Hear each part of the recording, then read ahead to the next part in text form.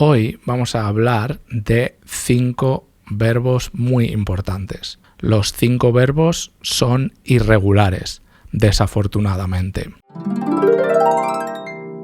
El primero es el verbo ser. En presente, el verbo ser se conjuga soy, eres, es, somos, sois, son. Y bueno, el verbo ser, a veces la gente nos dice que se usa para características permanentes. En realidad no es así. Más que permanentes, se usa con características que definen a las personas o a las cosas. El verbo ser es sobre la naturaleza o la esencia de las cosas y las personas. Por ejemplo, Juan es alto. Ser alto es una característica que define a Juan.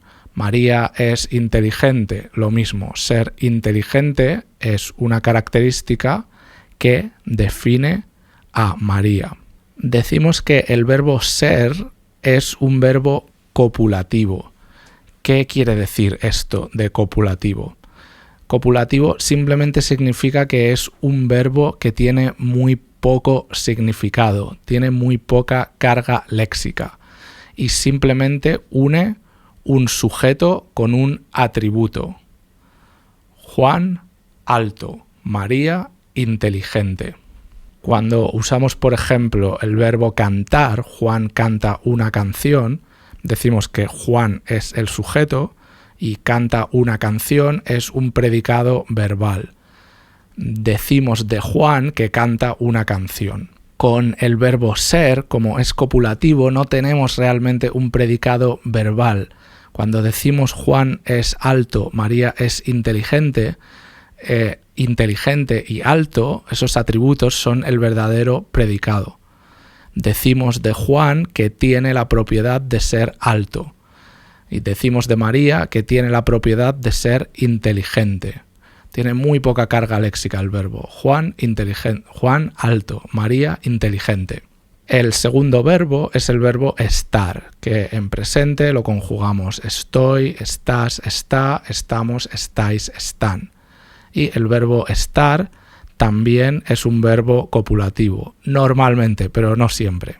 Podemos decir Juan está cansado, María está triste.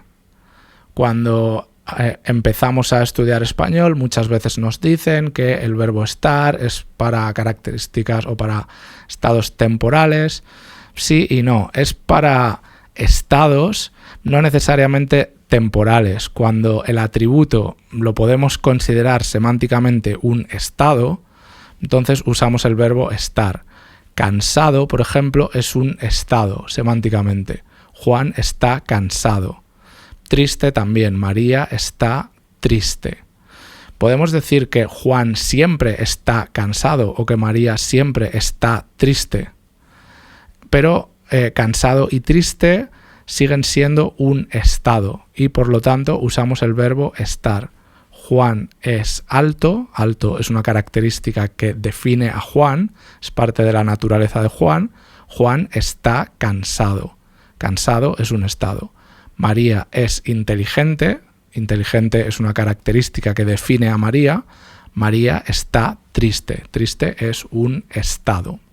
Y con el verbo estar decimos que lo usamos también para ubicación, lo que en inglés llamamos location, ¿no?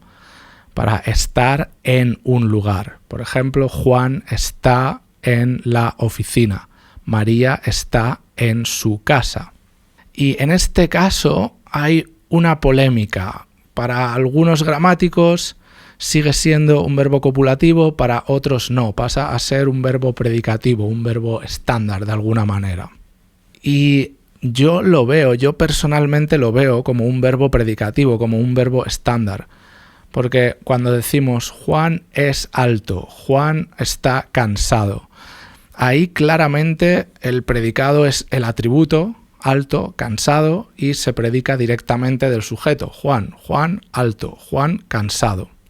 Pero cuando decimos que Juan está en la oficina, para mí el verbo estar tiene mucha más carga léxica, tiene mucho más significado.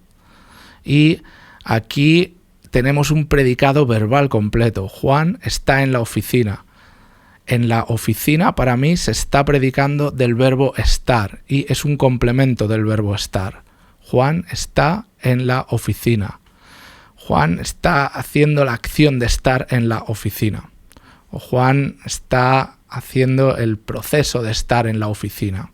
Pero bueno, estos son detalles un poco más complejos. Para hablar español no necesitamos discutir tanto sobre verbos copulativos y verbos predicativos, etc. Lo importante es recordar que el verbo ser lo usamos con características que definen a las personas o a las cosas, como Juan es alto, María es inteligente.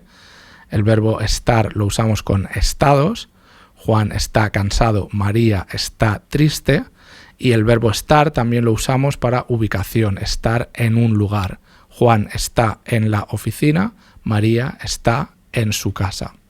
El tercer verbo es el verbo hacer, que en inglés se traduce como to do o to make.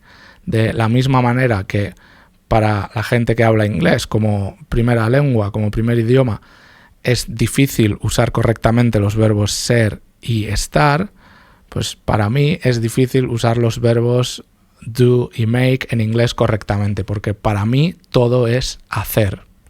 En presente, la conjugación del verbo hacer es hago, haces, hace, hacemos, hacéis, hacen. Y lo usamos mucho para hacer preguntas, ¿no? ¿Qué haces los martes por la noche? ¿Qué haces los sábados? El cuarto verbo es el verbo ir, to go, ¿no? Y este verbo normalmente lo usamos con la preposición a, porque vamos a lugares. Los miércoles yo voy al gimnasio. Los jueves ella va al supermercado. Los sábados Juan va a un restaurante con sus amigos. Los domingos María va al parque.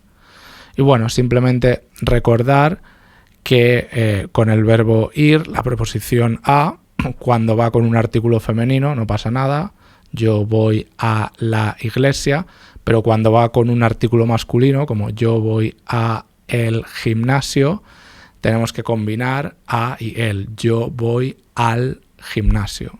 Entonces, cuando el lugar al que vamos es masculino, yo voy al. Cuando es femenino, yo voy a la. La conjugación del verbo ir en presente es voy, vas, va, vamos, vais, van. Y simplemente un recordatorio, estoy diciendo voy, no estoy diciendo voy. En español no existe la V labiodental, v. Es como una B y es bilabial. Tanto la B como la V son bilabiales. Los verbos, por ejemplo, beber, vivir, to drink, to live, ¿no? Pues es lo mismo. Beber es con B, las dos, y vivir es con V, las dos.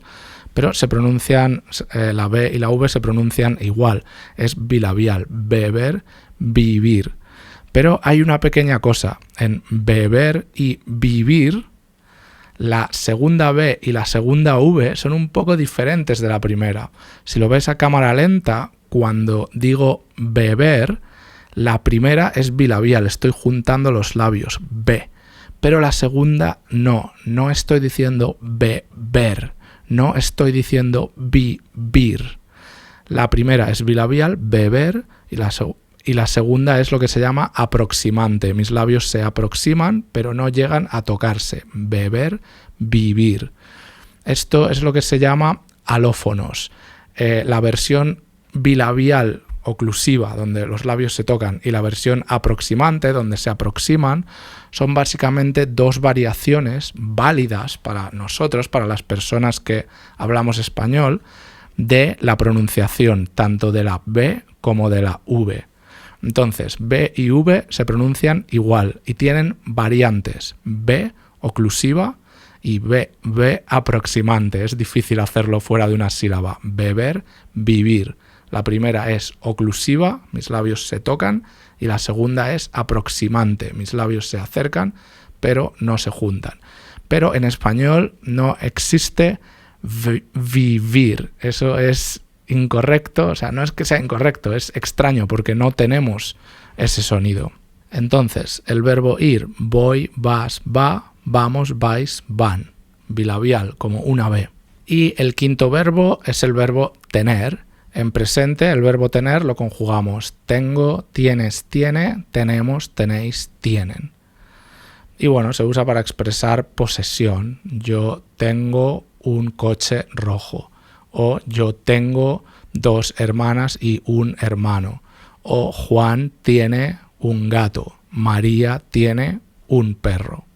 ¿Tú tienes hermanos o hermanas? ¿Tú tienes un perro o un gato? Y un verbo extra, el verbo irse, es la versión reflexiva o pronominal del verbo ir. Entonces, el verbo ir es voy, vas, va. El verbo irse es lo mismo, pero con los pronombres reflexivos, que son me, te, se, nos, os, se.